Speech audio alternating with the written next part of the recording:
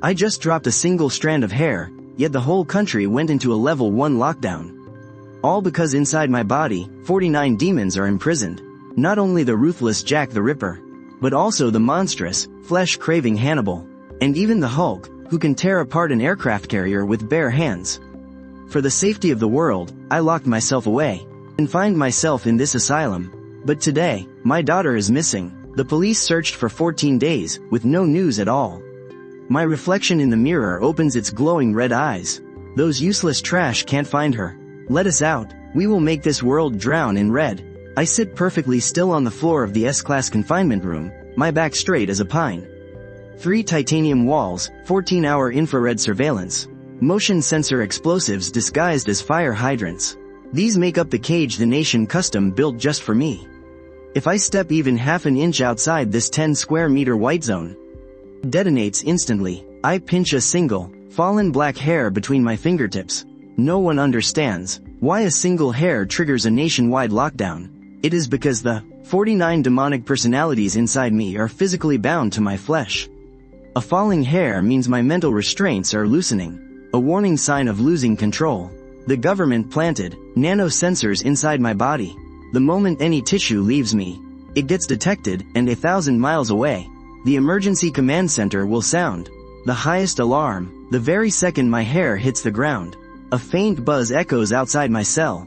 I know full well that the National Emergency Center is already flashing red. Countless heavily armed soldiers are swarming toward this isolated asylum. They are terrified of me, terrified of the 49 demons inside me. The flayer, who dismantles his victims wide awake. The man-eater, whose brute strength can rip a wild tiger to shreds. And the behemoth that crushes warships with bare hands.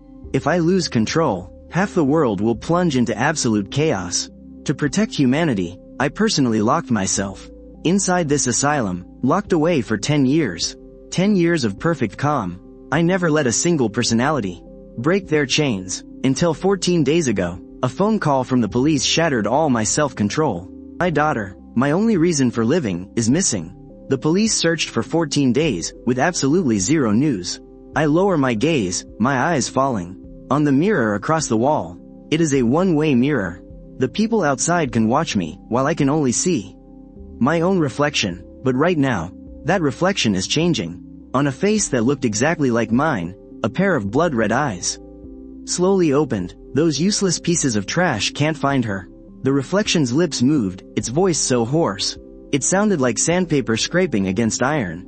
That was Jack the Ripper's voice. Let us out, Lin Feng. I didn't say a word. I just clenched my fists. We're going to make this world drown in blood. Those words were like a needle, piercing right through my last line of defense. I slowly looked up, stared at myself in the mirror, and gave a slow, deliberate nod. Click. The heavy lock turned. The orderly was here with my meds, right on time. The thick metal door cracked open. The orderly stepped inside, wearing a white coat and carrying a tray. His face wore that same, robotic deadpan look. He clearly didn't see me, a patient who hadn't caused a single problem in 10 years. As any kind of threat, he set the cup of medicine down and turned to leave. In that split second, I knew this was my chance. If I wanted to walk out of this solitary cell alive, fighting my way out was out of the question. I had to use my master of disguise personality to trick him. So, I focused my mind and awakened the first persona I needed. First, my entire body went into violent convulsions. My face turned deathly pale. In a matter of seconds. This was the actor's special ability. He could perfectly simulate the near-death state of a massive heart attack. Help, please, I gasped out, my voice barely a whisper. Just as I thought, the orderly panicked. He rushed right over to check on me. Now, the helpless look in my eyes vanished in a flash, replaced by an icy, razor-sharp glare. I flicked my wrist, locking my grip right around his throat. Then, I slammed my elbow hard into the back of his neck. With a dull thud, the guy didn't even make a sound. He just went limp and passed out cold. I stripped off his white coat, threw it on, and pulled up a surgical mask. I adjusted the collar in the reflection of the glass. The man staring back at me had completely morphed into the orderly. Even my height and build were a flawless match. I picked up the tray and calmly walked out of solitary. The hallway was completely dead. Nothing but the security cameras panning silently overhead. I kept my eyes dead ahead, but the second I turned the corner, I bumped right into a massive, heavily built guy. It was the head of security.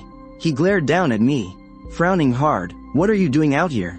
Is the guy inside?" Before he could even finish, I knew I couldn't let him ask any more questions. It's too risky to make a move right now.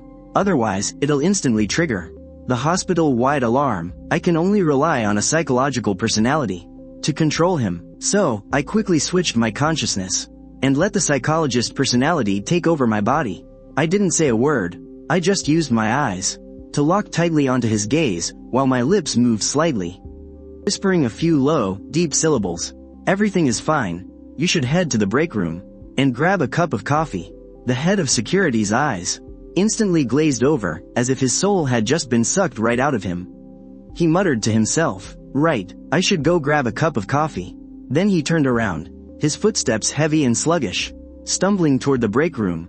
I didn't stick around. I kept moving, following the corridor all the way to the end, and pushed open a fire door.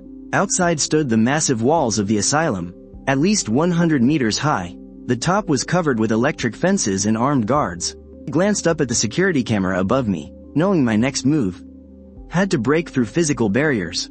An ordinary climb would never get me over this 100-meter wall. I had to rely on a personality with superhuman agility. I immediately focused my mind and awakened the parkour personality, the one who mastered climbing and jumping. Then, I took a few steps back and burst forward with all my strength, sprinting straight at the towering wall. The exact moment I reached it, I launched myself upward, my body stretching out midair, like an eagle spreading its wings.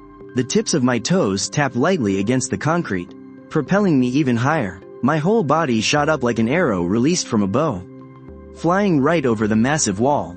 The moment my feet hit the ground, I turned around, looked dead at the security camera on the wall, and slowly pulled down my mask. My scarlet eyes flashed with an icy glare in the sunlight. "I'm coming for my daughter," I whispered softly. Behind me, the asylum's alarms finally blared into the sky. I moved fast, dodging every camera until I made it back to the old part of the city, to a rundown little shack. This was our home, mine and my little girl's. I pushed the door open, and a thick, choking smell of dust hit my face. The house was completely empty, just a few pieces of broken furniture left inside. There were still a few splatters of dried blood left on the floor, already turning a dark, rusty brown. 14 days ago. This is exactly where the cops found the blood, right before telling me my daughter was missing. They searched for 14 days, and their final conclusion was suspected human trafficking. The trail went cold, a bunch of useless trash. I scoffed. Then, I closed my eyes, and took a deep breath. If I was going to find any clues in this empty house, I had to rely on the personality that could spot even the tiniest microscopic traces. I focused my mind completely, and let the detective personality wake up. When I opened my eyes again, my gaze became incredibly sharp, like a high-precision scanner. This was the detective personality's ability, capable of catching microscopic traces that ordinary people would never notice. I crouched down, letting my fingers gently brush across the floor, inspecting it inch by inch. At the edge of the bloodstain, there was an extremely faint scratch, like some kind of metal object had scraped across it. I felt my way along the scratch, and in the gap under the sofa, I touched a tiny metal object. It was a cufflink, crafted from pure silver, engraved with a hidden skull crest. At the corner of the crest, there was a very faint crescent-shaped chip. I rolled the cufflink between my fingertips, knowing that just from its appearance, I couldn't deduce any useful information. I had to rely on the personality that masters criminal psychology and class analysis. So I actively switched my consciousness, waking up the criminal profiler personality. This personality is a master of human nature, an expert at using tiny traces to deduce a target's identity and social class. A top-tier, handmade custom silver cufflink, with a market value of at least 5 figures. I muttered to myself, my fingertips rubbing the patterns on the cufflink. The sandalwood is aged Indian, the cigar is a limited edition Cuban. Anyone who can own both of these at the same time is either filthy rich or highly powerful. The decor here is shabby, yet such an expensive cufflink was left behind. This shows the other party was deliberately hiding their identity, coming here in disguise, combined with the distribution of the bloodstains and the direction of the scratches, there were at least 3 kidnappers. They were agile and well-trained, probably professional mercenaries. Conclusion: the mastermind behind this is a top billionaire or elite in this city. I stood up, shoved the cufflink into my pocket, turned around and walked out of the cabin. My destination was the underground black market. The only place to track down the origin of such a secretive cufflink is right there, the underground black market, hidden inside an abandoned factory on the outskirts of the city. 2 huge, burly guys were guarding the entrance, their waists bulging, obviously hiding weapons. I had just walked up when they stopped me. "What are you doing here?" The brute on the left glared fiercely, reaching out to push me. I dodged sideways, the corners of my mouth curling up into a cold, sharp smile. "Looking for someone." Before my words even faded, the 2 goons reacted like cats whose tails had been stepped on. They suddenly yanked out the machetes at their waists and slashed right at me. Fools with a death wish. I didn't dodge. I knew that dealing with this kind of ruthless guard required absolute, overwhelming power. There was no need to waste time. So, I quickly switched my consciousness. I awakened a persona with overwhelming combat power. Instead, I ripped off my white lab coat, revealing the black stealth suit underneath. My bones let out another loud, cracking pop. My muscles instantly bulged, and my entire aura shifted abruptly. Like a slumbering beast, suddenly awakening, my berserker persona took over. My strength surged tenfold, the heavy machete slashing right at my face moved as slow as a snail to me. I simply raised my hand and caught the blade perfectly. With a crisp snap, the solid steel machete was snapped in half by my bare hands. The 2 goons' pupils shrank in shock, their faces screaming pure terror. But I didn't give them a single second to react. My left fist smashed straight into the first guy's chest, while my right hand grabbed the other guy's wrist and violently twisted it. Arg! Agonizing screams rang out as both massive men flew backward, slamming hard into the wall and passing out cold. The crash was way too loud. It instantly alerted the guys inside the black market. Dozens of thugs, armed with steel pipes and machetes, swarmed out of the factory, surrounding me completely. They flashed these vicious, ugly smirks, staring at me like a pack of starving wolves eyeing a fresh piece of meat. "You got a death wish coming here, kid?" The bald guy leading the pack spat on the ground, swinging his heavy steel pipe with a deadly whoosh. I didn't say a single word. I just cracked my wrists, and in the very next second, I tore into the crowd like a bolt of black lightning. A heavy steel pipe swept at me with a fierce gust of wind. I reached out with one hand, catching the brutal strike right before it hit my face. I squeezed hard, and the steel pipe instantly crumpled. I casually tossed the ruined metal out, smashing it right into another thug's knee with perfect aim. Screams of pain echoed endlessly, but I held back from killing them. I simply shattered their joints, making sure they couldn't fight back. I tore through that battlefield like I was completely untouchable. In less than 10 minutes, dozens of thugs were knocked flat on the dirt, groaning in absolute agony. I walked right up to the bald leader, leaned down, and grabbed him by the throat, lifting his massive body entirely off the ground. "Take me to see your boss," I ordered, my voice cold as ice. The bald thug shook violently with fear and nodded without hesitation. The black market boss was hiding in the deepest office of the factory, drinking and holding on to some girl. When he saw me drag his bald goon into the room, his face turned completely pale. He immediately reached for the gun under his desk, but I was faster. I hurled the bald guy straight at him, slamming right into his body, and the handgun dropped to the floor with a loud clatter. I slowly walked over to the desk, forcefully grabbing the black market boss by his hair, yanking his face up. "Whose cufflink is this?" I held the cufflink right in front of his eyes, my voice completely devoid of warmth.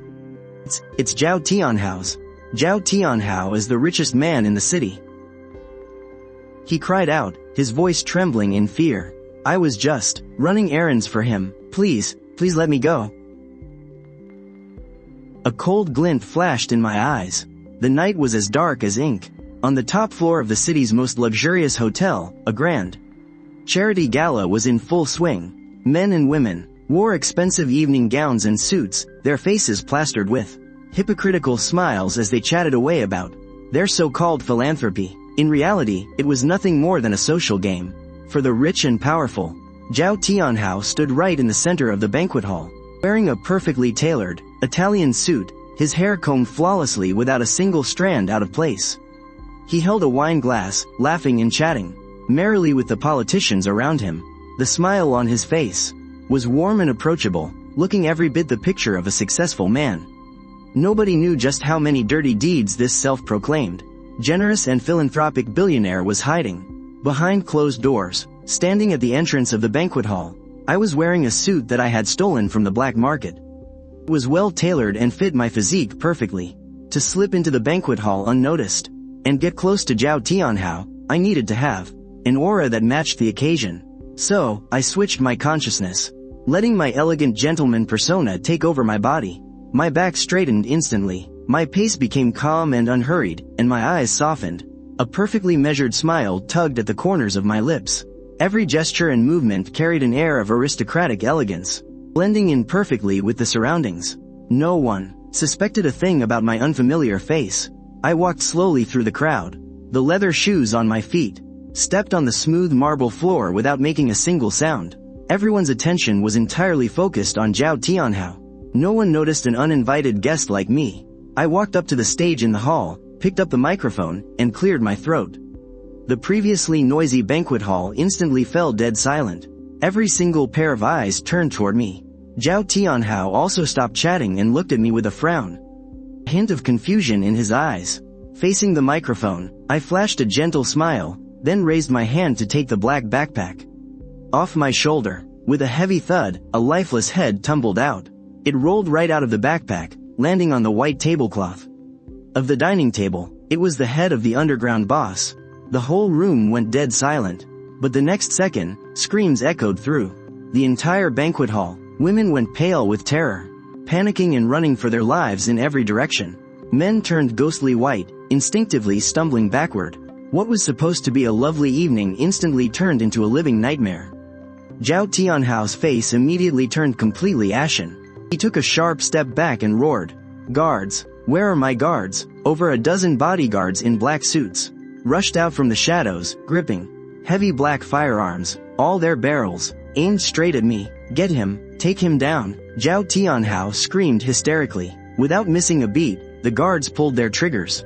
Bang, bang, bang. The bullets came whistling right at me, carrying lethal intent. The smirk never left my face. I knew that to dodge this hail of bullets and close the gap to Zhao Tianhao, I had to rely on absolute speed. So I instantly shifted my consciousness, awakening my speedster persona. In a flash, my body turned into a mere blur. Speedster persona, engaged. Time seemed to slow to a crawl in that exact moment. The path of every single bullet was crystal clear to me. I stepped aside, ducked, and leapt. My movements were as smooth as water. Every single step flawlessly dodged the incoming fire. The rounds merely grazed my jacket, slamming into the wall right behind me, leaving deep bullet holes behind. Under everyone's terrified gaze, I phased through the storm of bullets like an absolute ghost. In the blink of an eye, I was standing right in front of Zhao Tianhao. I reached out and clamped my hand tight around his throat, lifting his entire body clean off the ground. His face swelled bright red, gasping for air while his legs dangled helplessly and kicked in midair. His eyes were wide with sheer terror, staring at me as if he were looking at a demon straight out of hell. "Where is my daughter?" I leaned in close to his ear, my voice as freezing cold as the dead of winter.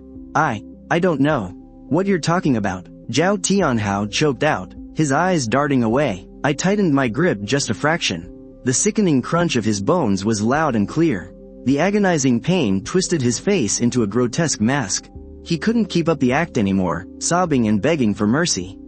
At the offshore lab, I was only in charge of transport. The higher-ups ordered me to do it. "Please, just let me go." The offshore lab, a lethal glare flashed across my eyes. My fingers tightened slightly, ready to snap his neck. Right at that moment, an agonizing surge of pain exploded from deep within my brain, like countless steel needles, piercing my nerves all at once. The pain made my vision go black. My body began to tremble uncontrollably. I let go, and Zhao Tianhao crashed heavily to the ground, coughing violently. The banquet hall descended into pure chaos. The bodyguards kept their guns raised, but didn't dare to take another step forward. I fell to my knees, clutching my head, drenched in a cold sweat. A chilling voice echoed in my ear. "Don't kill him. He's mine. I snapped my head up and looked at the giant mirror on the banquet hall wall.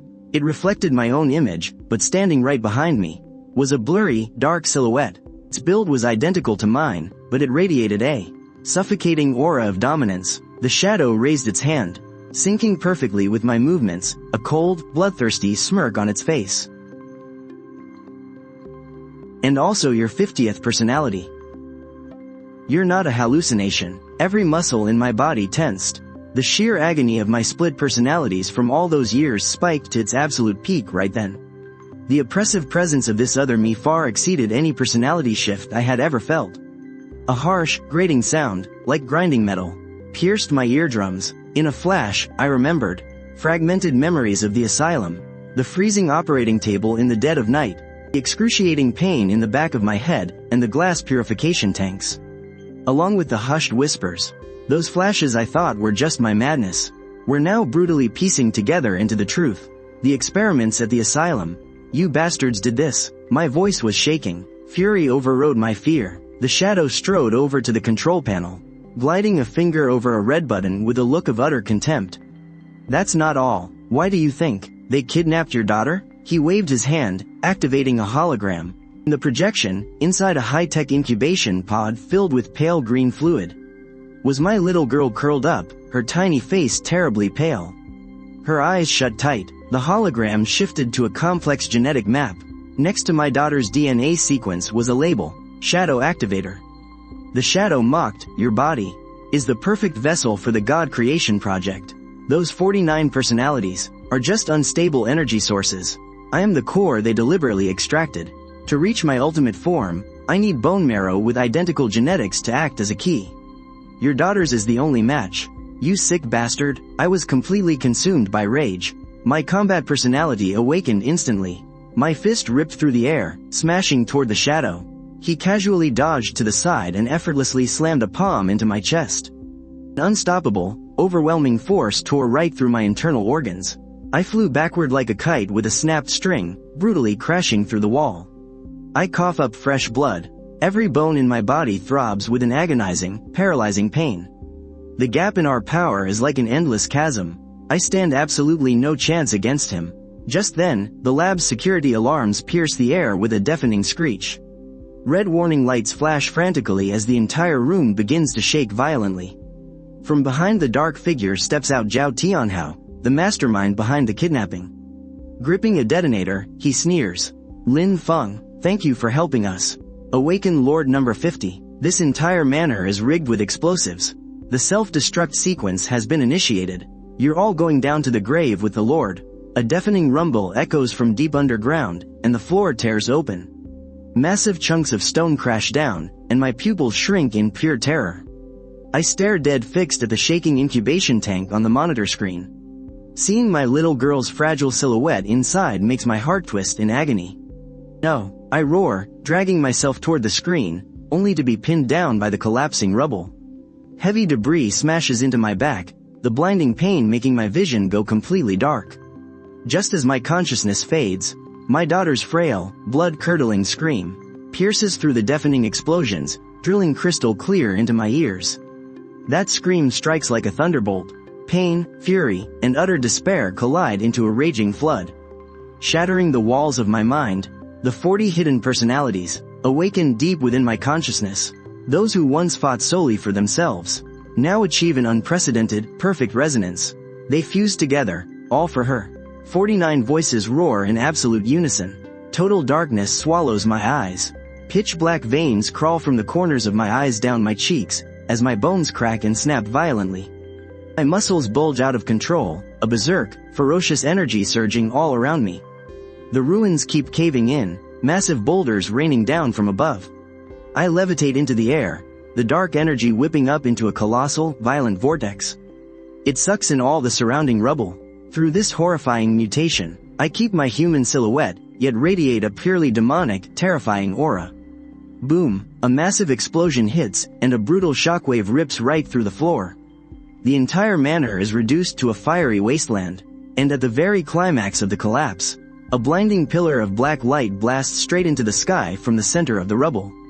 The sheer blast of energy violently blows away every massive boulder. The ruins blow apart, sending jagged shrapnel flying everywhere. I step out from the thick smoke. My body now mutated to several times its normal size. Sinister black veins cover every inch of my skin, my eyes reduced to a soulless, pitch-black void. My entire body is cloaked in a thick, materialized aura of black death. With every step I take, the ground fractures beneath me. I have completely lost my mind. The forced fusion of all 49 personalities brings an apocalyptic, world-shattering power. It totally obliterated my mental defenses. I am nothing but a rabid, out-of-control beast, roaring as I pounce on the surviving guards. These highly trained bodyguards are nothing but paper dolls before me.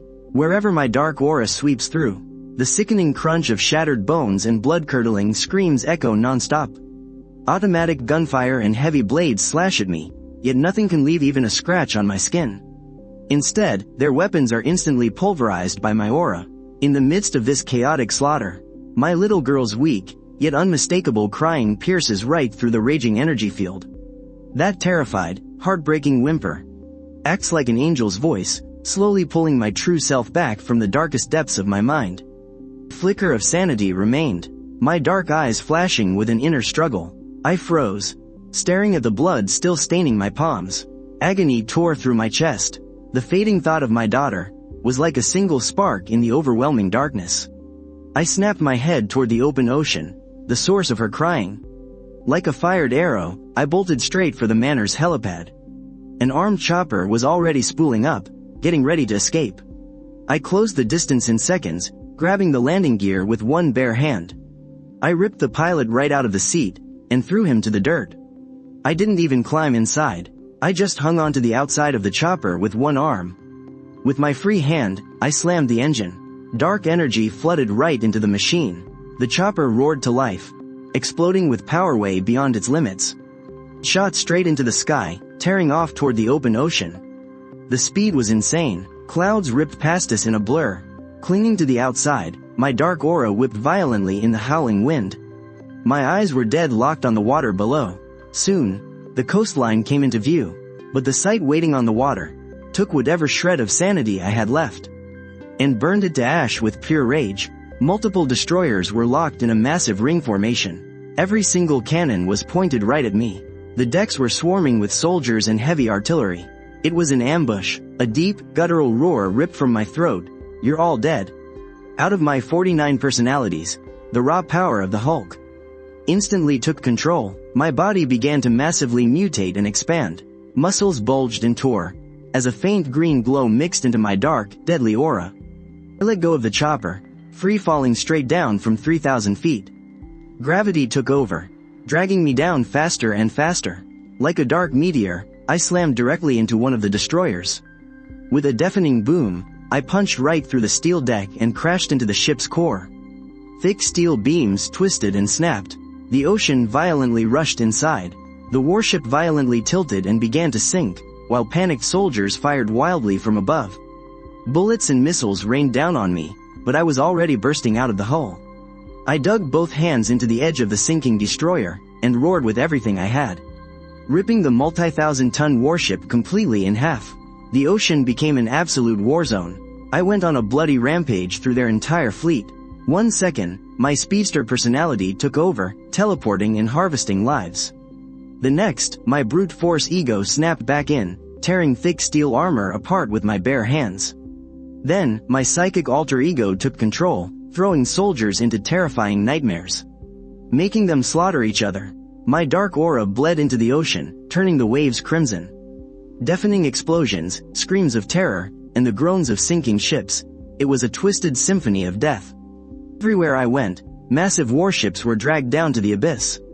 Countless soldiers were wiped out. Their heavily armed ambush was an absolute joke. An hour later, nothing was left but floating wreckage and spilled oil. I stood on the deck of the final, sinking ship, as a tiny spark of sanity flickered in my eyes again. My little girl's presence, it was right below me. I dove straight into the dark water. Dark energy formed a tight shield around me, holding the water back as I shot into the deep sea like a torpedo. Following her scent, I tracked down a hidden entrance buried inside an underwater mountain range. So this was where the real lab was hiding all along. I stared at the massive blast doors blocking my path. The door was already damaged from the blast earlier. I smashed it open with a single punch. The facility I broke into was way more advanced than the lab at the manor. Countless machines were humming, with pale green liquid pulsing through the pipes. Right in the middle of the lab, a transparent life support pod was suspended in midair. My little girl was lying quietly inside, her small face so pale. But her breathing was steady. Seeing her safe and sound, the murderous aura around me faded just a bit, and a flash of tenderness crossed my eyes. "Long time no see, Lin Feng," a familiar voice echoed from the shadows. I whipped my head around, my rage instantly flaring up. A white-haired old man in a lab coat stepped out, looking at me with a complicated expression. It was him, Professor Zhang, the head doctor from the asylum back in the day. "It's you." My voice was ice cold. "You orchestrated all of this." Professor Zhang walked over to the console and started typing away. The screen lit up, showing my daughter's vital signs. He admitted it without hesitating. "I am the director of Project God Maker. And one of your creators." "Creators?" I let out a bitter laugh. "Turning me into a split personality freak. Is that what you call a creation? You weren't born this way, nor was it a natural mutation." Professor Zhang pushed up his glasses. He spoke calmly. The original goal of Project Godmaker was to breed an all-powerful super soldier. We screened countless candidates, but you were the only one who survived. Your body has this incredibly rare genetic compatibility, capable of holding the power of multiple personalities. And these personalities, we used gene editing and psychological manipulation, to artificially implant them into you. A shockwave went through my entire body. Forgotten memories came rushing back to me like a tidal wave. Being locked in a lab as a kid, force-fed skills and knowledge. Subjected to intense mental stimulation experiments. Then what about the asylum? And what the hell is personality number 50? I demanded, gritting my teeth. The asylum experiment was designed to purge the darkness inside you. Professor Zhang let out a sigh. As the number of your personalities grew, so did the malice within you. It eventually formed personality number 50. He was far too powerful, and completely out of control. We were terrified he'd devour the others, causing you to lose your mind entirely. That's why we decided to extract and seal him away. And my daughter? I glared at him with pure hatred. She was part of the experiment too. Professor Zhang's eyes flickered with a complex emotion. She's not your biological daughter. After you broke out of the asylum, we knew brute force couldn't hold you back anymore. So, we used your DNA to clone her, and placed her by your side, to create a bond of love. She was our fail-safe. If you ever lost control, or if we needed to activate personality number 50, her bone marrow was the only key. Clone? A fail-safe? My mental defenses completely shattered. The family bond I treasured so deeply was nothing but a sick, calculated lie. The daughter I gave everything to protect was just a tool to control me. The sheer devastation threw my mind back into chaos. The 49 personalities I had just fused began to violently slaughter each other within my mindscape. 49 figures slaughtering each other in the darkness. Every single clash made my body tremble violently. The dark aura was frantic and restless. My chance has come. The cold voice of the 50th persona echoed deep within my consciousness. He turned into a pure, pitch-black shadow, frantically devouring the power of the other personas. Your mental defenses have crumbled. This body belongs to me now. The black shadow's power kept surging, suppressing the resistance of the 49 personas. As it began to erode my main consciousness, I felt my mind being swallowed bit by bit. My body was slowly losing control. The dark energy grew increasingly evil and violent. Just as despair set in, my eyes fell once again on my daughter, still trapped inside the life support pod. Right at that moment, my little girl slowly opened her eyes. Seeing my agonizing struggle, she reached out her tiny hands and patted the glass. Her tender voice rang out clearly. "Daddy." That single word pierced the darkness like the first light of dawn. In an instant, it lit up my chaotic mind. The 49 warring personas suddenly froze. The shadow's invasion came to a dead halt as well. She called me Daddy. A fierce, overwhelming obsession surged simultaneously in the hearts of all 49 personas. Even though they were created incomplete, in this very moment, every single one of them felt it. A deep sense of warmth and belonging. Protect this little girl. That became their one and only goal. Protect our daughter. The 49 voices roared in unison once more, but this time, they were completely united and resolute. My consciousness instantly rebuilt itself. My black pupils regained their clarity. The wild energy withdrew, becoming condensed and steady. I turned my head, and glared at the now panicking 50th persona within my mind space. I spoke with a freezing tone. You do not deserve to exist. My will transformed into a massive hand, violently grabbing the shadow. He struggled like a madman but couldn't break free. Under the combined strength of the 49 personas, he was torn apart and devoured bit by bit, ultimately fading into absolute nothingness. After wiping out the 50th persona, my power completely stabilized. The black patterns covering my body slowly faded away. My physical form returned to normal, but my entire aura had undergone a massive transformation. My gaze was deep and unwavering, and my body radiated calm, yet terrifyingly powerful energy. The strength of all 49 personas had completely fused, becoming entirely my own. I walked toward the life support pod once again, a gentle smile appearing on my face. I didn't care if she was a clone. I didn't care what her original purpose was. From the exact moment she called out Daddy, she became my daughter. She is the one I will protect with my very life. Stepping up to the control console, I began operating the machine, preparing to open the pod. But then, the laboratory alarm blared again. Red warning lights flashed frantically. Professor Zhang let out a maniacal, desperate smile. The God Creation Project cannot fail. Since you refuse to be controlled, then burn to ashes along with this lab. The self-destruct sequence engaged once more. The countdown raced across the screen. My eyes narrowed as I cranked up my speed on the console. I have to get my daughter out before it blows.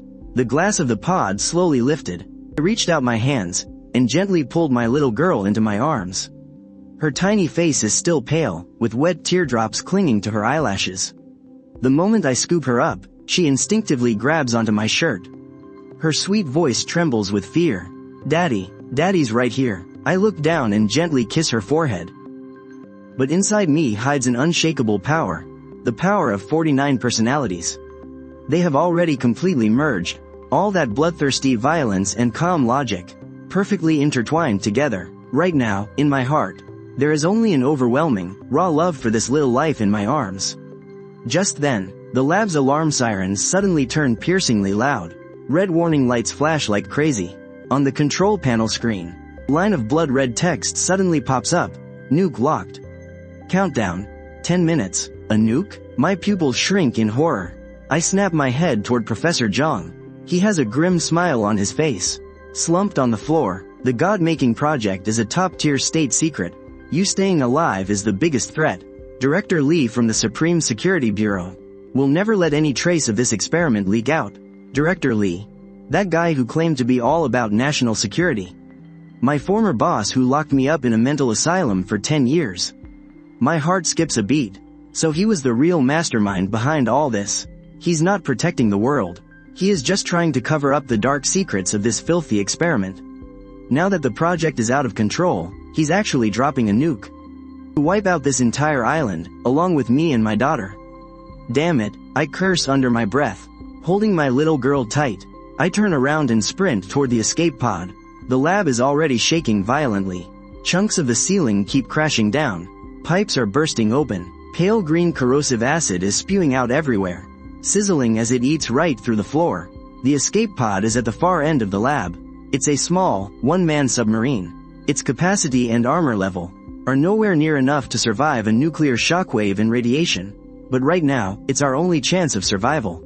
3 minutes left. My daughter's crying actually makes me calmer. My brain, fused from 49 personalities, is spinning at lightning speed. Mechanical principles, modification blueprints, energy routing paths. They instantly pop up clear as day in my mind. This was once the core ability of the genius mechanic personality. Now, it's just a part of my instincts. I gently place my little girl into the escape pod's safety seat and quickly buckle her in. Stay right here, sweetie. Daddy's gonna take you home right now. She nods with tears in her eyes, her tiny hands gripping my sleeves, refusing to let go. I don't hesitate anymore. My hands move like a blur, ripping out the pod's exterior wiring to expose the complex circuit boards. My fingertips dance across the tightly packed components. Using the scattered alloy scraps and energy tubes around the lab, I rapidly upgrade the power system and shielding. My movements are precise and hyper-efficient. Every single weld, Every rewire is absolutely perfect. Not a single movement is wasted. Countdown. 1 minute. The alarm blares like the Grim Reaper's call. The whole island was groaning, making this awful, overwhelmed sound. Eerie ripples spread across the distant water. The nuke's lockdown sequence had reached its final stage. Cold sweat drenched my forehead. My heart was pounding out of my chest. But my mind stayed dead focused. I had reinforced the escape pod's hull with 3 thick layers of alloy plating. The power core was rigged for maximum overload, and the rear thrusters were expanded 3 times their normal size, pushing the energy output through the roof in an instant. I threw myself into the pod and slammed the launch button, shielding my little girl tightly beneath me. Then, boom, an earth-shattering roar. It was absolutely deafening. A blinding flash tore through the viewport, lighting up the ocean depths in a split second. A massive shockwave hit us, tossing the escape pod around like a fragile little leaf in a hurricane. We were thrashing violently. I could feel a searing, burning pain shooting across my back. The alloy hull was actually warping from the intense heat, but my makeshift armor, it actually held together against that first blast. The pod shot out of the water like a rocket, tearing through the sky at breakneck speed. Looking back, the entire island was instantly wiped out, reduced to absolute ash by the nuke.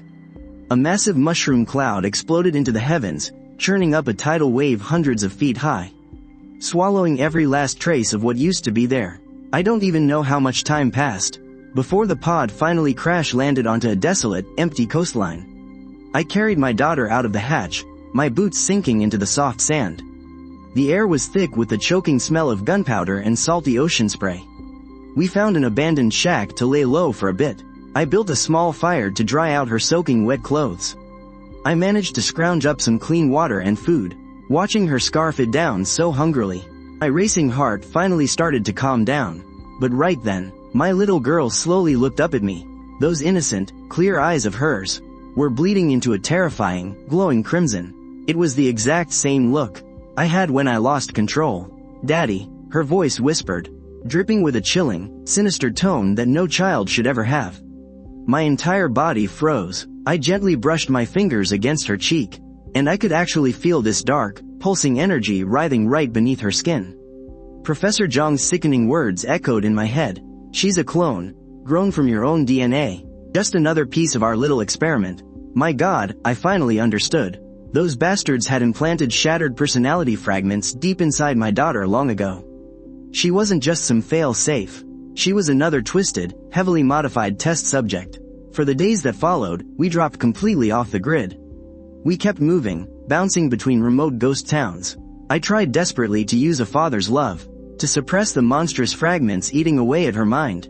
But that dormant power just kept growing stronger. Sometimes, completely out of nowhere, she'd whisper the most gruesome, sadistic things.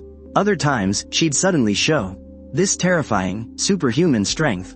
Even in her sleep, she'd let out these guttural snarls that weren't hers at all. But the worst part? The hunters were already closing in. Commander Lee clearly wasn't about to just let us walk away. He sent wave after wave of elite black ops, heavily armed agents and terrifying cyborgs, sniffing out our trail like bloodhounds. Every narrow escape pushed us right to the edge, and every single bloody fight just left me completely and utterly drained. That rainy night, we were ambushed by agents in black, trapped inside an abandoned factory. Bullets rained down on us. My little girl shrank into my arms in terror, her scarlet eyes filled with absolute dread. Seeing her trembling body, the restraint I had kept buried finally shattered. I shielded my daughter behind my back, a terrifying, murderous aura instantly erupting around me. Black veins crawled up my cheeks. My eyes turned pitch black. Combined power of all 49 personalities unleashed, without holding anything back. Speed, strength, skill, and mind control merged into one. No more switching. I was finally complete. "I've had enough of hiding," I growled, my voice cold as ice. "Since you insist on hunting us down, then I'll slaughter my way back to Beijing and make Director Lee pay for every drop of blood." As my words fell, I tore into the swarm of agents like a bolt of black lightning. Moving as fast as a ghost, I dodged every single bullet, while striking their vitals with bare hands strong enough to rip through solid steel. Every strike was followed by the sickening crunch of shattered bones. My mental pressure spread silently, dragging some of the agents into terrifying hallucinations. They turned on each other. Screams echoed relentlessly through the rainy night. In less than 10 minutes, every last agent lay dead in a pool of blood.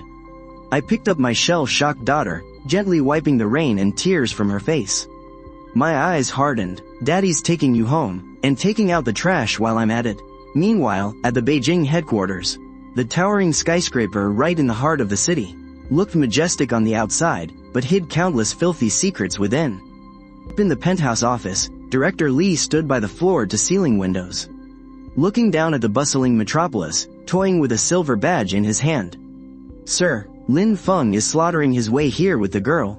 His subordinate's terrified voice crackled through the intercom. Director Li sneered, "Perfect timing. I've got a grand surprise waiting for him." At that very moment, outside the entrance of the security bureau, I held my daughter's hand. We stood before the massive bulletproof glass doors. Her eyes still flickered with a hint of scarlet, but after my soothing words, she was much calmer. "Stay right beside Daddy. Don't run off," I whispered softly. Then, I raised my fist and smashed it forward. Crash! The heavy bulletproof glass shattered instantly, sending shards flying everywhere. I led my daughter straight into the building. The lobby was already swarming with heavily armed soldiers and agents. The second they saw us, they raised their weapons and opened fire. Bang, bang, bang. Bullets tore through the air. I pulled my little girl tight against my chest. My body abruptly accelerated, moving so fast I left afterimages. Dodging every single round, my hands blurred into motion, channeling the swiftness of a speedster and the sheer might of a berserker. Every strike was deadly and precise. The soldiers fell like wheat to a scythe.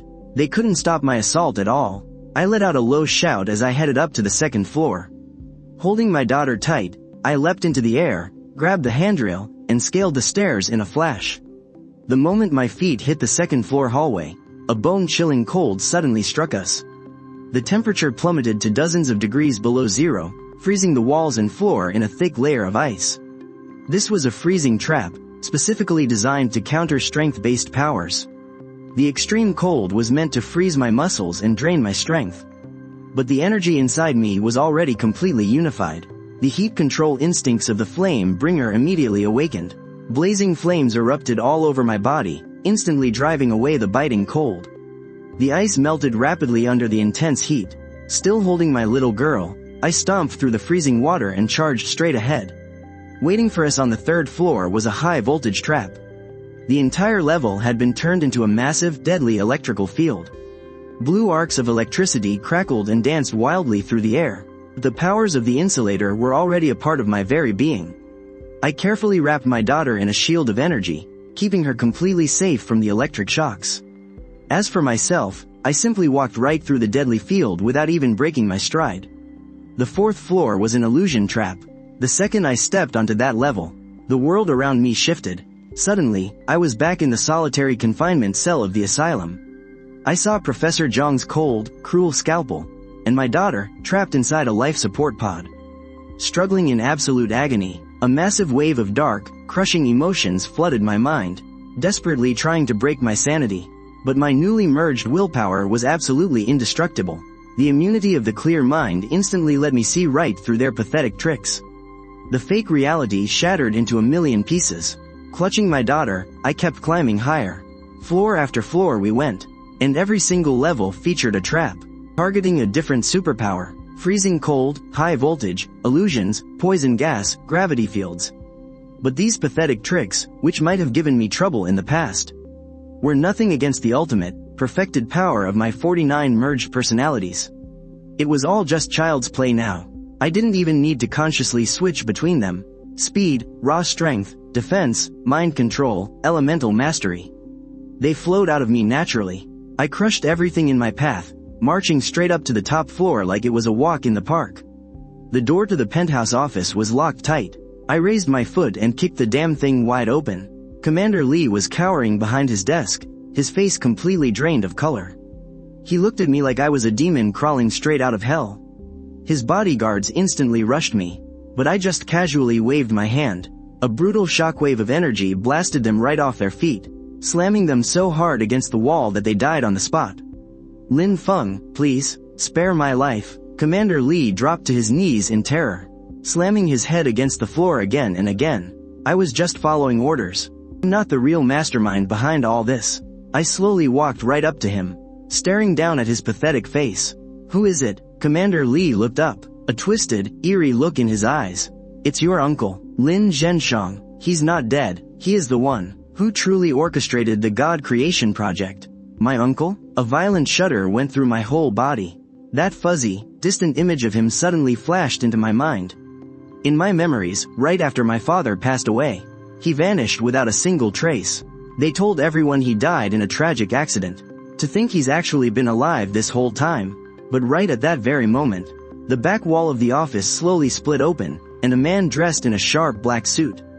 He stepped out. His features looked almost half like mine. His eyes were deep, radiating an aura far stronger and more composed than my own. Long time no see, my dear nephew. Lin Zhenshang spoke, his voice calm, yet carrying an unquestionable authority. I could clearly feel that his body also harbored the power of multiple personalities. But unlike me, his fusion was flawless, without a single blind spot, as if he was just born to be this way. It was you. I clenched my fists, killer intent surging. The God creation project. The 4 taboos of the asylum. The cloning of my daughter. This was all you're doing? That's right. Lin Zhenshang nodded, zero guilt on his face. The God creation project has 2 paths. One is like yours, forcibly implanting 49 personalities, winning by sheer numbers. The other is like mine, fusing the awakened personalities within myself. Prioritizing pure quality. I need your power, and I especially need the personality fragments inside your daughter. To complete my path to godhood, just for your sick ambition. You'd sacrifice everything? I was boiling with rage, shielding my daughter behind me. Those who achieve greatness don't sweat the small stuff. Lin Zhenshang erupted with a massive aura. Countless phantom personalities materialized behind him. Though fewer than mine, every single one radiated a terrifying, crushing pressure. Today, you will either submit to me and become a part of me, or die right here with your daughter. The moment he finished speaking, Lin Zhenshang vanished into a blur, charging right at me. His speed was insane, and his power was even more terrifying. His fist smashed toward my face, cutting through the wind. I dodged sideways, grabbing his wrist at the same time. The clash of our massive powers. Just one exchange, and the entire office shook violently. His personality power was pure and absolute, but having fused the skills and experience of 49 personalities, my moves were far more precise and versatile. The heavy thuds of flesh on flesh echoed out. Walls shattered to pieces. Desks and chairs went flying. Sometimes I used extreme speed to dodge his lethal strikes, while other times I used brute force to meet him head-on. Sometimes I used mental interference to wreck his rhythm. I blended the core abilities of all 49 personalities, mastering them flawlessly, and shifting into the perfect combat style for every split second. Mid-fight, I kept hunting for his opening. Finally, in the exact moment of his all-out attack, I seized my chance. I slipped behind him and wrapped my arm tight around his throat, locking him in a death grip. It's over, I growled. Lin Zhenshang struggled wildly, his eyes burning with absolute defiance. I won't accept this, my God project. Right at that moment, the office's self-destruct sequence suddenly activated. A red countdown began flashing on the screen. Clearly, Lin Zhenshang had already prepared to take us all down with him. Move. I let go of Lin Zhenshang, turned around, and dashed toward the desk. I scooped up my daughter and ran for the emergency exit. Behind us, explosions erupted one after another. The entire building began to collapse. Flames and thick smoke swallowed everything. Lin Xiaoshan's screams were completely drowned out by the deafening blasts. Holding my daughter tightly, I dodged through the collapsing ruins. My newly fused body possessed incredible resilience and reflexes. I evaded the falling boulders and burning steel beams. Using every last ounce of my strength, we burst out of the Security Bureau headquarters. The sunlight outside was blinding. I took one last look back at the burning, crumbling building. Then, holding my daughter, we vanished into the bustling crowds of the capital city. A few months later, the world had returned to peace. The National Supreme Security Bureau's massive scandal was covered up. All traces of the God project were completely erased, as if none of it had ever happened. In a remote seaside town, every single evening, you could see a man holding a little girl's hand, taking a stroll along the beach. The man wore simple, casual clothes. His eyes were gentle, yet they hid an unfathomable power. That man was me, living incognito. The little girl wore 2 cute braids, with an innocent, bright smile, but the scarlet glint that occasionally flashed in her eyes revealed her extraordinary origins. I had completely adapted to my new role as a father. The 49 personalities didn't disappear. Instead, they became a part of me, living in perfect harmony. Sometimes I would talk to myself, like I was chatting with old friends. "Stop teaching her those lethal combat moves," I whispered, as if I were responding to some invisible presence. Got it. But this little one has serious talent." A familiar, teasing voice echoed in my mind. It was Jack the Ripper. "And you, stop obsessing over her diet. She's just a kid, relax. I am merely educating her on fine ingredients." Hannibal's polite, gentle voice chimed in. Conversations like this happened every single day. Those 49 personalities were my strongest backup, and my most unique family. One day, as we were walking home, passing through a quiet alley, a few sleazy street punks blocked our path. The leader, a blonde guy with a cigarette hanging from his mouth, looked me and my daughter up and down with greedy eyes. "Hey man, empty your pockets. And as for this little girl, she's coming with us. We'll make sure she has a real good time." I frowned, just getting ready to make my move, but my daughter stepped forward first.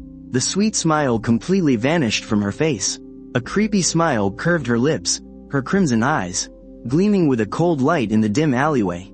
"Uncle Jack said, he's gonna chop you into little pieces," the little girl whispered, her voice innocent and sweet, yet carrying a bone-chilling coldness. The punks burst out laughing. "This little brat is pretty feisty." I shook my head helplessly, and reached out to pat my daughter's head. "Don't listen to him," Uncle Hannibal said, "steaming them is much healthier." The moment my words fell, the aura around me subtly shifted. Even though I didn't unleash any killing intent, that terrifying pressure, hidden beneath my gentle exterior, still made those street punks freeze instantly. Smiles vanished from their faces, replaced by a deep, visceral fear. Their legs uncontrollably started to tremble. "Scram," I said softly. Just one word, carrying unquestionable authority. The punks fled like they had been granted a pardon, stumbling and crawling out of the alley, terrified that if they stayed a second longer, they would meet a gruesome end. My daughter giggled, her crimson eyes returning to their clear, innocent state. "Daddy, they are such cowards." "That's because they know they can't mess with us." I bent down and picked her up, planting a tender kiss on her cheek. As the sun set, the fading light stretched our shadows long across the ground. If you looked closely, inside my shadow, there were 49 different silhouettes flickering faintly, like 49 figures standing side by side. I knew that as long as anyone dared to cross my line, dared to hurt my daughter, those hidden powers would awaken in an instant. The Demon King could return at any moment. It has been half a year since we left the capital. My daughter Xiaoyu and I had settled down in a small coastal town in the south. The climate here was warm and humid, and the locals were honest and simple, making it the perfect place to heal. Using the alias Lin Mo, I found a job at an old bookstore in town. Xiaoyu, meanwhile, went to a nearby kindergarten, even though her curriculum was far more complex than a normal child's. Every morning at 5 o'clock, while the town was still fast asleep, I would take Xiaoyu to the deserted beach. In the dim morning light, with the waves gently lapping against the shore, the 49 personalities, like 49 highly skilled masters, took turns teaching this special student. "I will be teaching today." Echoing in my mind was a calm voice. It was the former strategist personality. "Xiaoyu, watch the waves." Xiaoyu obediently gazed out at the sea, her crimson eyes glowing faintly in the morning light. "Tell me what you see." "The water's moving, in a pattern." The little girl tilted her head. "Wave after wave, but every wave is different." "Very good." I could feel the strategist's approval. This is the natural law of order and chaos existing together. "Now, close your eyes and feel the flow of the wind." Xiaoyu did as she was told. Her tiny body swayed slightly in the ocean breeze. A few minutes later, she opened her eyes. "The wind is coming from the southeast, at 3 to 5 meters per second. The humidity is rising. It might rain this afternoon." I raised an eyebrow in surprise. This kind of perception has already surpassed the level that ordinary people, even with training, could ever hope to reach. The personality fragments inside Xiaoyu are awakening and merging at an astonishing speed. Even though they haven't formed an independent personality yet, they've given her an insight way beyond her years, along with incredible learning abilities. Daddy, did I do it right? Xiaoyu looked up at me, a hint of anxiety in her eyes. I knelt down and ruffled her hair. You did great, sweetie. But remember, these abilities are tools, not weapons to show off to others. Just like Daddy said, keep your blade hidden in its sheath. Right, I smiled. A truly strong person doesn't need to show off their edge all the time. At 9 in the morning, I dropped Xiaoyu off at kindergarten. The principal, Auntie Li, is a kind, veteran teacher who takes extra good care of Xiaoyu. Maybe it's because of the amazing talent this kid showed during her admission test, or maybe it's just because I paid double the tuition fee. Xiaoyu's dad, we have an open class for parents this afternoon. Can you make it? Auntie Li called out to me at the door. I hesitated for a moment. Exposing ourselves too much in public always carries risks. But seeing the hopeful look in Xiaoyu's eyes, I couldn't help but nod. I'll be there on time. My job at the bookstore is quiet and peaceful. The owner is a retired history professor. He's quite happy with me. A clerk who speaks multiple languages and knows his way around obscure ancient texts. I was just getting ready to head to the kindergarten when the bookstore bell rang. In walked a young couple. They were dressed fashionably, but their behavior felt a bit forced. The girl picked up a travel guide and flipped through it, while the guy walked straight over to the military history section. That's where we keep some out-of-print, highly specialized books. Do you need any help, sir? I walked up to him, keeping my tone friendly and mild. The guy turned around, flashing a bright white smile. No thanks, just browsing. But his eyes lingered on my face, for just half a second too long. His long fingers unconsciously stroked the book. An ordinary person probably wouldn't notice these details. But with the abilities of a master detective, a psychologist, and a micro-expression expert all fused within me, I instantly caught the anomalies. A slightly accelerated heartbeat, pupils slightly constricted, and a faint twitch in his right pinky finger. Classic signs of nervousness. Are you two here on vacation? Asked casually, while simultaneously activating my voice analyst abilities. Yeah, on a road trip. The girl walked over and linked her arm with the boy's. We heard the ocean here is beautiful. Her voice was steady, but there was an almost imperceptible tremor at the very end. The two exchanged a brief glance. It was a signal of confirmation. I nodded and returned to the cash register. Through the reflection on the bookstore window, I saw the boy pretending to browse through a book, but secretly using his phone to film the store's layout, including the back door and the security cameras, trackers, and definitely not Commander Li's remaining men, because their style was way too sloppy. So who were they? In the afternoon, during the parent observation class, halfway through, my phone vibrated once. It was a message from the bookstore owner.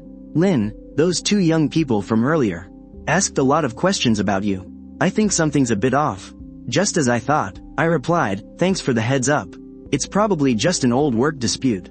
After the observation class ended, I held Xiaoyu's hand as we walked out of the kindergarten. The setting sun stretched our shadows out long. The old banyan trees lining the street rustled in the evening breeze.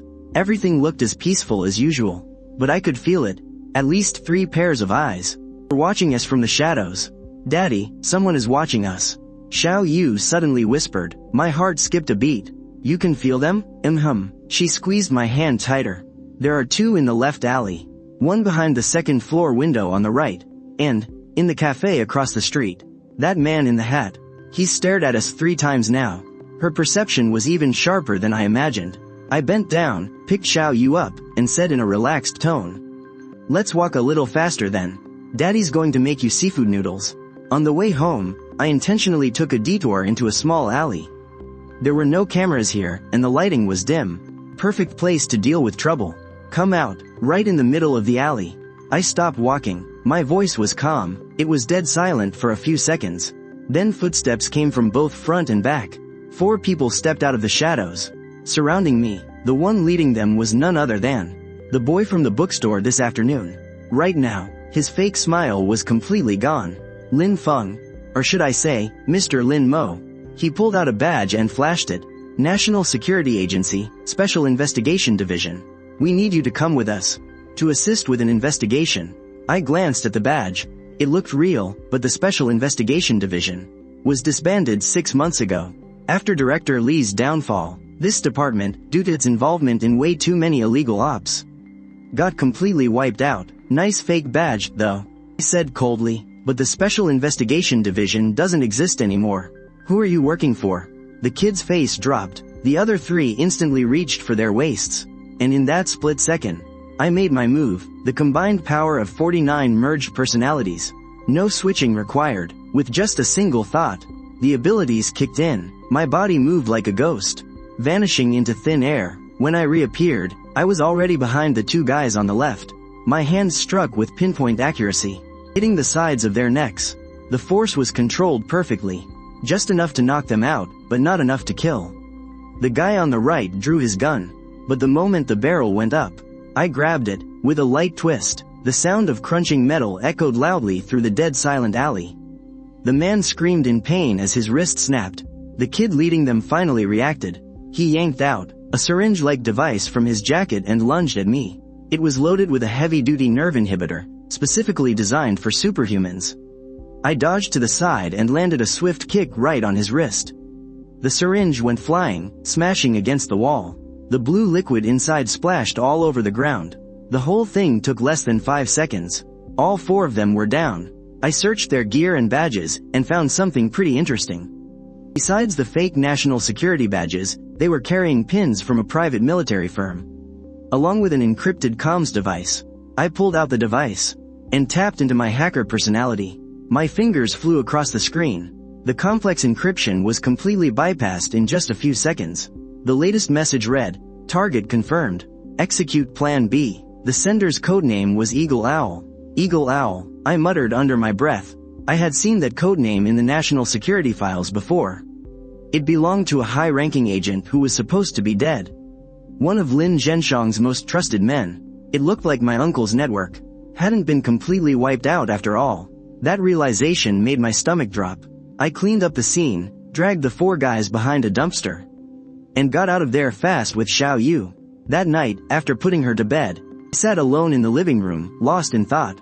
Under the dim light of the lamp, my 49 personalities gathered together in my mindscape. It was such a surreal feeling, all of us merged as one, yet still keeping our own unique ways of thinking. Lin Zhenshang isn't dead. The strategist was the first to speak, his voice cold and analytical. Before the building exploded, he probably slipped through a secret passage. His chances of escape? 87.3%. The mathematician personality chimed in. Based on the architectural blueprints, there are 3 emergency tunnels beneath the Security Bureau headquarters. One of them goes straight to a subway station 2 streets away. But he was severely injured, the doctor personality argued. Your final blow shattered 3 of his ribs, and heavily damaged his internal organs. Even if he got out, he'd need a long time to recover. He's got plenty of time. The criminal profiler spoke up next. A guy like Lin Zhenshang, as long as he's still breathing, he'll be plotting his revenge. Those 4 trackers were just a probe. The real attack is still coming. I rubbed my temples. The question is, what exactly does he want from me? If it was just about revenge, using heavy firepower would be way more effective. There are 2 possibilities, the psychologist analyzed. First, he wants to take back the research data from the God-making project. Even though the lab was destroyed, the most important results survived, and that means you and Xiaoyu. Second, he paused for a moment. He wants to complete the final fusion. Don't forget, his entire method is based on absorbing the highest quality. And since you've merged 49 personalities, you are the perfect fuel for him. That deduction made every single personality fall dead silent for a moment. The philosopher spoke softly, so, the choice we're facing is whether we keep running or take the fight to him. Running isn't a long-term solution. I shook my head. Xiaoyu needs a normal life. We can't hide in the shadows forever. Then let's set a trap. The tactician voice rang out, laced with a thrill of excitement. Make him come to us, but at a time and place of our choosing. The plan was starting to take shape. Over the next 2 weeks, we intentionally left a few breadcrumbs. At kindergarten, Xiaoyu accidentally showed off memory far beyond a normal kid's. While I was at the bookstore, I casually dropped a few highly specialized medical terms. We even made a trip to the city hospital, just for a routine checkup, of course, but it was enough to draw some unwanted attention. Meanwhile, I used the dark web to reach out to some of my old contacts. Even though The network was purged after Commander Li's downfall. A few fringe players managed to survive. From them, I got a crucial piece of intel. Lin Zhengshang really is still alive. He got patched up overseas, and now he's hiding out in Southeast Asia on a private island, and that island is an absolute fortress. Armed to the teeth, the intel broker told me over an encrypted line. You need special clearance just to get in or out. He's rebuilt the lab out there. And rumor has it, there's way more than just one test subject. I frowned at the intel. He is scouring the globe for potential superhumans, using your genetic samples as a blueprint, trying to mass produce a next-generation weapon. The intel broker's voice trembled with fear. Man, you are in some serious trouble. I hung up the comms and looked out the window. Xiaoyu was already fast asleep, tightly clutching the plush dolphin I bought her. The moonlight bathed her face. That pure, peaceful look is everything I have to protect. The next day, I made my decision. After dropping Xiaoyu off at kindergarten, I headed to the town post office and sent an international letter. The recipient's address was a P.O. box in a Southeast Asian country. It was one of Lin Zhengshang's known contact points. The message inside was simple. Want the complete God-Maker data? See you in 10 days at the usual spot. The so-called usual spot referred to an abandoned national security outpost near the border. The terrain there was rugged, easy to hold and hard to attack. Most importantly, it was far from civilian areas, so no innocent bystanders would get hurt. That same afternoon, a small incident happened at Xiaoyu's kindergarten. According to her teacher, a strange man tried to approach the playground. Xiaoyu suddenly burst into tears, drawing everyone's attention. By the time the teachers rushed over, the man was already gone. He only left behind a strange symbol on the fence. When I rushed to the kindergarten and saw that symbol, my heart skipped a beat. It was a twisted skull emblem with a crescent-shaped notch by the eye. It was the exact same design found on the cufflink at my house all those years ago. It was Lin Zhengshang's mark. He was sending me a message. I know exactly where your daughter is. Daddy, that man was so scary. Xiaoyu threw herself into my arms, her little body trembling. The way he looked at me, it felt like he was saying I belonged to him. I held her tight, a furious rage burning in my chest. But on the outside, I stayed perfectly calm. Don't be scared, sweetie. Daddy is right here. Starting tomorrow, Daddy will walk you to and from school every single day. Okay? Over the next few days, the town seemed peaceful on the surface, but a dark undercurrent was surging. More and more unfamiliar faces started showing up near the bookstore. Our home was under around-the-clock surveillance. Even Xiaoyu's kindergarten teacher was coincidentally replaced by a new, young female teacher. Her trigger calluses were carefully hidden beneath chalk dust, but they couldn't hide from a master detective's eyes. On the 8th night, I finally got it. The reply didn't come through the post office. Instead, it appeared right on my front doorstep. A black envelope. Inside was a photograph and a single line of text. The photo showed my parents' old house. The very same building that, when I was 10 years old, burned to the ground because of a gas leak. The picture was clearly taken recently, because the old locust tree in the courtyard was much thicker than I remembered. The Four Seasons spirit power. I will see you in 10 days, do not keep me waiting. Bring what I want, and bring your daughter. That final sentence made my fingers clench the paper so hard it crumpled. Deep within my mindscape, all 49 personalities exploded with rage at the exact same time. How dare he threaten us with Xiaoyu? Jack the Ripper's voice was bone-chillingly cold. Stay calm, the strategist. Suppress the emotional turbulence. This is just a cheap trick to provoke us. He wants us to panic and mess up. But we really do need to change our plan. The tactician spoke up. The old house holds way too many memories. Too much emotional baggage. It puts us at a massive disadvantage. My mind drifted back to that old house. After my parents passed away, my uncle, Lin Zhengshang, became my legal guardian. I lived there for 3 long years. Until the accident happened. That terrible fire destroyed the house and landed me in the hospital. It was right there that I first crossed paths with the researchers from the God Creation Project. No, we are going to the old house. I made up my mind. Sure, there are memories there, but they are not just mine. They are his, too. On the 9th day, I began my preparations. The bookstore owner noticed something was off about me. He asked with genuine concern if I needed any help. The kind old man had absolutely no idea. That the clerk standing right in front of him was about to be dragged into a battle beyond his wildest imagination. "Uncle Wang, I might need to go out of town for a while," I said, pretending to be casual as I reorganized the bookshelves. "It might take a bit of time." The boss pushed up his reading glasses. "Is this about Xiaoyu's mother?" I froze for a second, before realizing he had completely misunderstood. I had never once brought up Xiaoyu's mother. Everyone in town just assumed I was a single father, whose wife had passed away from an illness. You could say that. I played along. Just some old family matters that need tying up. The boss nodded slowly. He pulled an envelope out from his drawer. "Here's your pay for the month, plus a little extra for Xiaoyu. That kid is so incredibly bright. She is definitely going places in the future." I took the envelope, and it felt way thicker than my usual pay. "Uncle Wang, please, you keep it." The old man just waved me off. "I do not have any kids of my own. Keeping this extra cash is useless for me anyway. When you get back, your job at the bookstore will still be waiting for you." This pure, simple kindness really warmed my heart. The life of an ordinary person. The warmth of everyday people.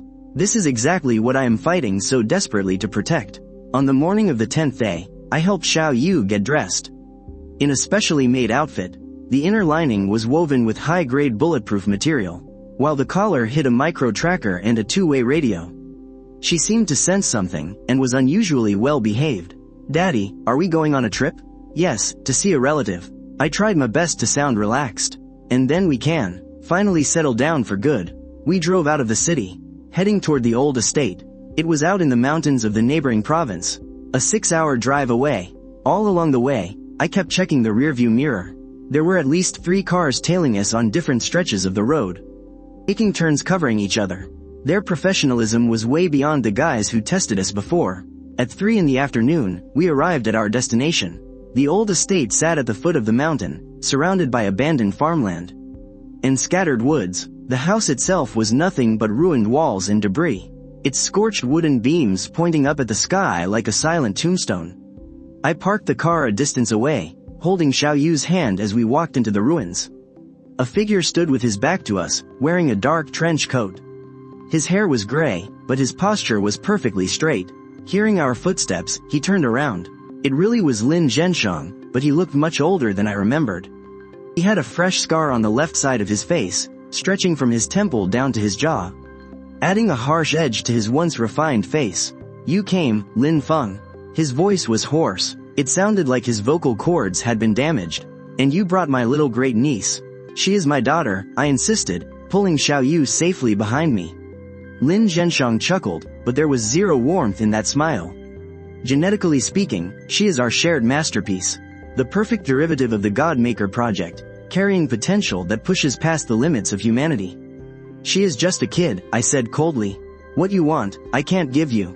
God-Maker data, when the lab blew up, was completely destroyed. Lin Feng raised an eyebrow. "Then why even show up here? To end this, once and for all." I looked around. "Didn't you pick this place just to remind me of the past? To remind me how my parents died? To remind me how my life was completely ruined?" Lin Feng's expression finally shifted slightly. It was a complex mix of guilt and sheer obsession. "Your parents' deaths were an accident. As for your life, I gave you extraordinary powers. You should be thanking me." "Thanking you for turning me into a monster?" I took a step forward. "Thanking you for cloning my daughter and treating her like some lab rat? Thanking you for letting me live for 30 years without even knowing who I really am?" The barrage of questions made Lin Feng step back a bit, but he quickly straightened back up, his eyes turning stone cold. "Looks like negotiations have broken down. But that's fine. I never really expected you to hand over the data willingly, anyway." He snapped his fingers. All around the ruins, over 20 figures emerged from the shadows. They were all wearing identical black combat suits. Their faces were completely blank, their eyes empty and dead. But they were giving off this intense, unnatural energy. Cyborgs, and judging by their energy signatures, they were all created using my DNA as a blueprint. The second-generation models. Lin Feng threw his arms wide, like he was showing off a masterpiece. "They might not be as perfect as you, but they make up for it in numbers and absolute loyalty." The cyborgs slowly closed in, trapping us in a circle. I quickly sized up the situation. 23 enemies in total.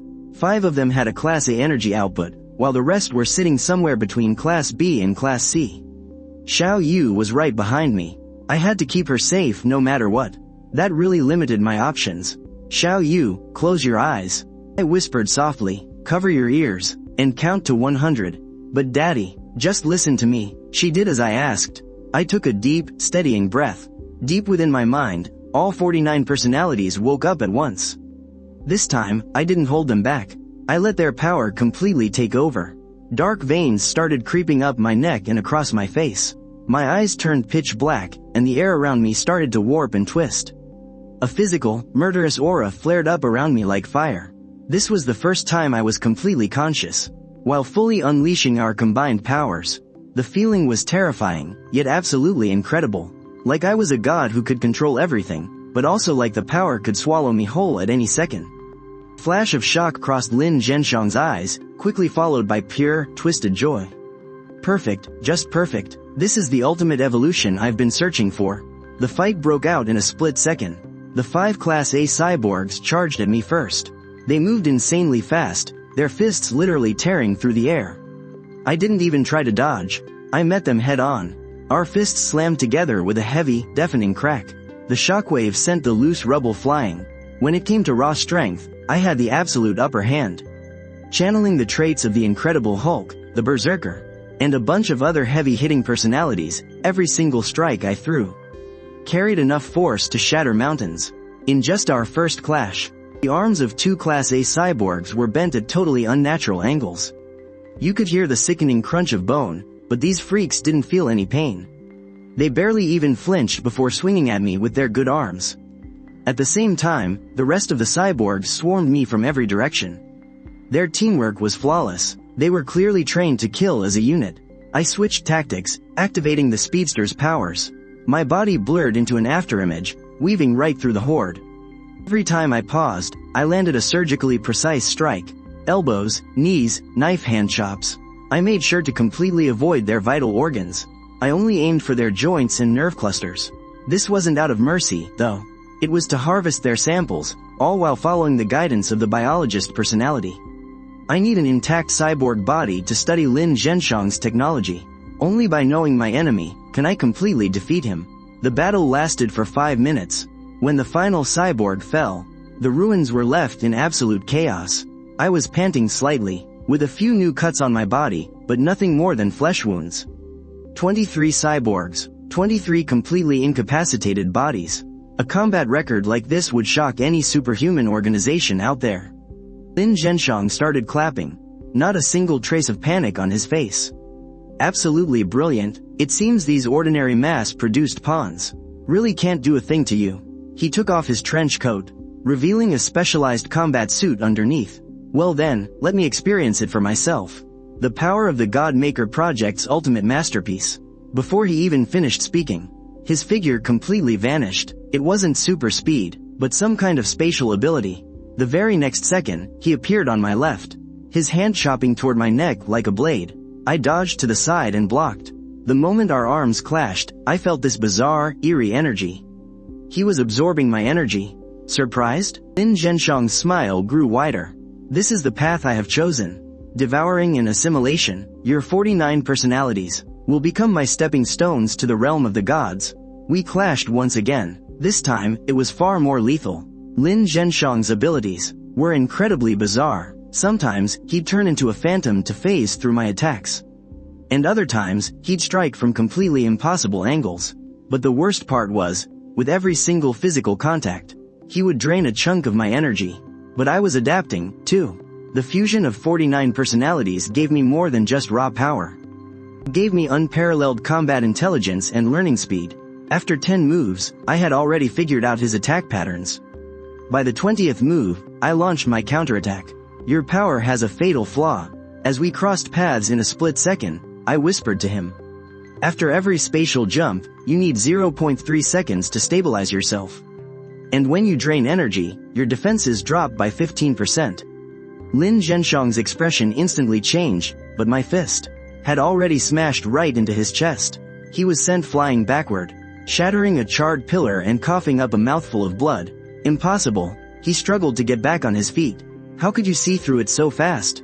Because I'm not fighting alone, I slowly walked toward him. Inside my mind, I have 49 of the absolute smartest tacticians, strategists, and analysts in the world. What you are facing is an entire army.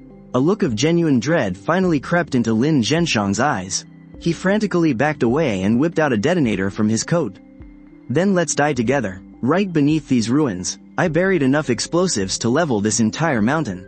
He slammed the button down, but absolutely nothing happened. What the hell? He yelled, frantically mashing the controller. Right before the fight started, the engineered persona had already jammed the detonation signal, I said calmly. And the bomb squad persona has already found every single spot where the explosives were planted. Lin Zhenshang fell into complete despair. He collapsed onto the ground, throwing his head back in wild laughter. His laugh was chilling. I planned this for 30 years. 30 years of blood, sweat, and tears, only to lose to my own creation. I didn't kill him. Instead, I walked right up to him. I crouched down. Tell me, how did my parents really die? And the God Maker project, aside from you and Commander Li, who else is behind it? Lin Zhenshang stopped laughing, staring at me with cloudy eyes. Your father found out the truth about the project. He wanted to expose it. I had no choice but to eliminate the risk. As for who is behind the project, suddenly, his eyes went wide, and his body began to convulse violently. White foam spilled from his mouth. I immediately checked on him, and found a micro-injection device on the back of his neck. The moment his heart rate spiked or he got captured, it would automatically inject a neurotoxin. Damn it, I tried to use the medic persona's abilities to save him, but the toxin acted way too fast. It had already destroyed his brainstem. Lin Zhenshang's breathing grew weaker and weaker. With his very last breath, he gasped, "Be careful. The round table, they are the real." Before he could finish, his vital signs vanished. I just stood there, watching my uncle's body slowly turn cold. I felt no joy of revenge, only a heavy, crushing exhaustion. Xiaoyu walked over, and carefully asked, "Daddy, is he dead?" "Yeah." I pulled her close into my arms, shielding her from the gruesome sight. "Let's go home." "But Daddy," just now, there was another grandpa watching me from the woods, Xiaoyu suddenly said. I whipped my head around, looking right where she was pointing. Deep in the woods, a blurry figure flashed by, moving with inhuman speed. I wanted to chase after it, but worrying about Xiaoyu's safety, I finally held back. The round table. I repeated Lin Zhenshang's dying words, a dark, heavy feeling rising in my chest.